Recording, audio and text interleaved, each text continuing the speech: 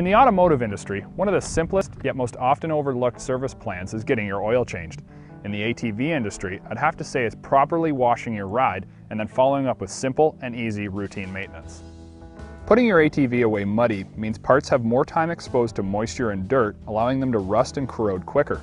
Not to mention, the more crud you pack in, the easier it is for dirt to work its way into the bearings, bushings, and other serviceable parts, causing them to wear quicker.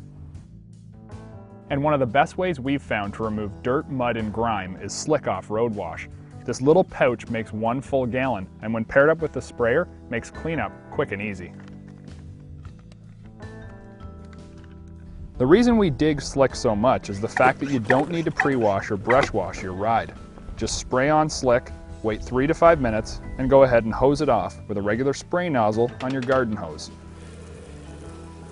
Because Slick is biodegradable and doesn't use acid, it won't harm your paint, plastic, bearings, or leave a sticky residue. Because ATVs and side-by-sides are in the mud and dirt so often, you can be dealing with copious quantities of both. So using a brush or pre-washing your ride may be a good idea to get that grass and tangled mud off first. While washing your ATV isn't rocket science, it also shouldn't be the final step to the end of a good day's ride. After your rig is sparkling clean, pull out your specs and a grease gun and get to work. Take the time to do a once-over of your ATV. Go ahead and grab your tie rods, give them a wiggle, and check for excessive play. If your vehicle is chain drive, check the chain tension, and look at all electrical connections to make sure none were damaged during your last ride. Most ATVs will be equipped with multiple front suspension Zerk fittings. You'll find the extra grease pushing out different areas, and you can apply grease until you see it appear.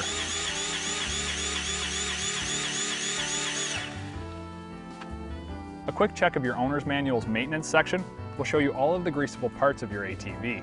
And while you don't have to do this after every time you ride, if it regularly makes its way into your wash and maintain cycle, you'll be bucks ahead in the long run.